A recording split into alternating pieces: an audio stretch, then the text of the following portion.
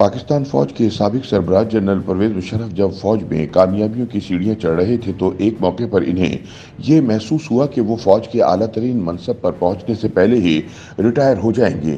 پرویز مشرف اپنی خود نوشت ان دی line of fire میں اپنے فوجی سفر کے متوقع اختتام کے واقعے کا ذکر کرتے ہوئے لکھتے ہیں کہ میں نے فوج میں لیفٹیننٹ جنرل کے عہدے پر پہنچنے کے بعد سمجھ لیا تھا کہ اسی رینک پر ریٹائر ہونا ہے، اور صحبہ اہلیہ سے کہا کہ ہمیں خدا کا شکر ادا کرنا چاہیے کہ ہم یہاں تک پہنچے۔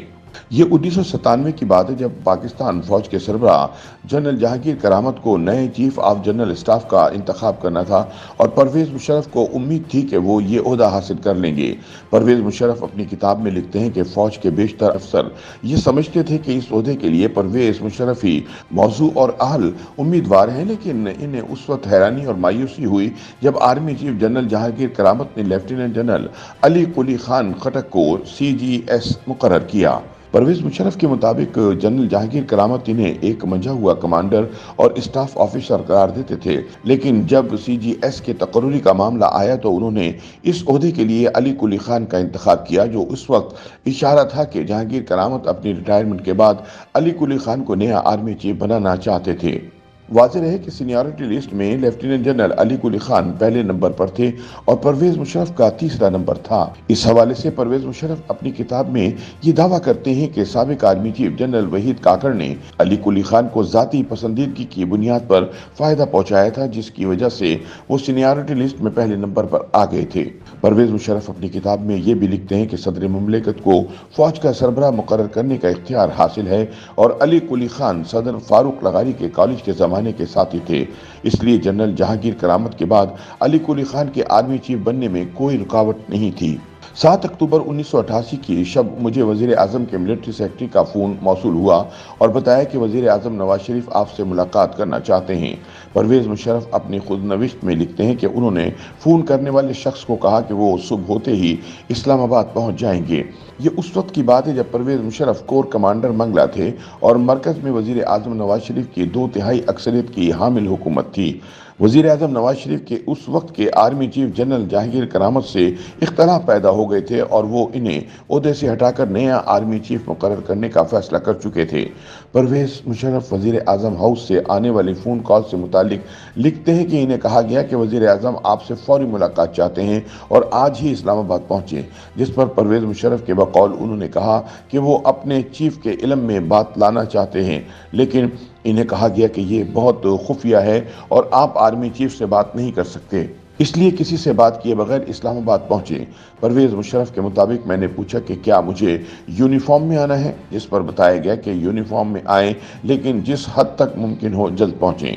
پرویز مشرف ابھی اسلام آباد پہنچے نہیں تھے کہ انہیں ایک اور دوست اور خفیہ ایجنسی ISI کے اس وقت کے سربراہ بریگیڈیئر اعجاز شاہ نے فون کر کے مبارکباد دی اور کہا کہ فوج کا نیا سربراہ بننے پر مبارک ہو۔ پرویز مشرف کے مطابق 8 اکتوبر 1998 کو جب انہیں باضابطہ طور پر فوج کا نیا سربراہ بنایا گیا تو chief of general staff general Ali Quli Khan نے انہیں فون کیا اور مبارکباد دیتے ہوئے بتایا کہ وہ پشاور جا رہے ہیں اور شاید پھر واپس کبھی لوٹ کر نہ آئیں۔ بعد ازاں علی قلی خان نے فوج سے ریٹائرمنٹ لے لی۔ پرویز مشرف نے تقریباً 46 برس فوج میں خدمات انجام دیں اور اپنے فوجی کیریئر کے دوران انہوں نے کئی اہم عہدوں پر کام کیا۔ 1986 میں نیشنل ڈیفنس یونیورسٹی میں بطور انسٹرکٹر خدمات انجام دینے کے بعد انہوں نے آرٹلری ڈویژن کے کمانڈ کی ذمہ داریاں سنبھالیں۔ اس عرصے کے دوران انہیں ملک کے فوجی حکمران صدر ضیاء الحق کے ملٹری سیکرٹری کے لیے بھی منتخب کیا گیا۔ پرویز مشرف اپنی کتاب میں لکھتے ہیں کہ جنرل محمود علی درانی نے ضیاء الحق کے ملٹری سیکرٹری کے لیے ان کا نام تجویز کیا تھا، جس کے بعد انہوں نے کھاریاں سے اسلام آباد منتقل ہونے کے لیے تیاریاں بھی شروع کر دی تھیں۔ 5 روز گزر گئے لیکن پرویز مشرف کے بطور ملٹری سیکرٹری تقرری کا سرکاری اعلان نہیں ہوا تھا۔ پھر یہ خبریں آئیں کہ بریگیڈیئر نجیب کو اس عہدے پر تعینات کر دیا گیا ہے۔ پرویز مشرف کے مطابق انہیں میجر جنرل فاروق کی تجویز پر جنرل ضیاء کا ملٹری سیکرٹری نہیں لگایا گیا تھا، جس پر وہ ان کے مشکور ہیں۔ ان کے بقول میجر جنرل فاروق نے انہیں فون پر بتایا کہ جنرل ضیاء الحق انہیں اپنا ملٹری سیکرٹری لگانا چاہتے ہیں، لیکن میں نے انہیں تجویز دی کہ پرویز مشرف ایک قابل افسر ہے، اگر انہیں ملٹری سیکرٹری لگا دیا گیا تو ان کا کیریئر ختم ہو جائے گا۔ याद रहे कि जनरल ज़ियाउल हक 17 अगस्त 1988 को तैयारा हादसे में हलाक हो गए थे। उनका तैयारा बहावलपुर में गिरकर तबाह हुआ था, जिसमें फौज के कई सीनियर अफसर और गैर मुल्की सफीरों समेत ब्रिगेडियर नजीब भी सवार थे। पुरस्कार तैयारा हादसे की वजह का आज तक इल्म नहीं हो सका, लेकिन परवेज मुशर्रफ अपनी खुशकिस्मती पर अल्लाह का शुक्र अदा करते थे कि आर्मी चीफ जनरल ज़िया के मिलिट्री सेक्रेटरी के लिए इनका तकर्रुर नहीं हुआ था। परवेज मुशर्रफ ने फौज में शमूलियत इख्तियार की तो इन्हें 1965 में पाक भारत जंग का पहला चैलेंज दरपेश था, और जब उन्होंने फौज की कमान संभाली तो पहला चैलेंज कारगिल का महाज था। भारत के साथ 1999 के अवाइल में कारगिल की लड़ाई के बाद न सिर्फ दोनों मुल्कों के दरमियान कशीदगी में इजाफा हो गया था, बल्कि ये लड़ाई वजीर आजम नवाज शरीफ और फौजी सरबराह परवेज मुशर्रफ के दरमियान कशीदगी का बाइस भी बनी। कारगिल की लड़ाई के बाद वजीर आजम नवाज शरीफ ने अक्टूबर 1999 में फौजी सरबराह को तब्दील करने का फैसला किया, लेकिन इस बार इन्हें इसमें नाकामी का सामना करना पड़ा और फौज ने वजीर आजम को ही घर भेजकर इख्तिदार पर कब्जा कर लिया। इस तरह परवेज मुशर्रफ मुल्क के चीफ एग्जीक्यूटिव बन गए और उन्होंने तमाम इख्तियारात अपने हाथ में ले लिए।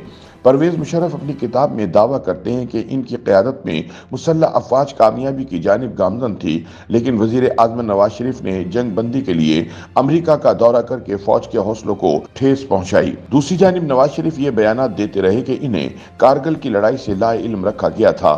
ताहम परवेज मुशर्रफ अपनी किताब में लिखते हैं कि वजीर आज़म को कारगिल जंग पर एतमाद में लिया गया था। साबिक सदर परवेज मुशर्रफ लगभग 9 बरस तक आर्मी चीफ के ओहदे पर रहे और सियासी दबाव के बाद 28 नवंबर 2007 को इस ओहदे से सुबुकदोश हुए।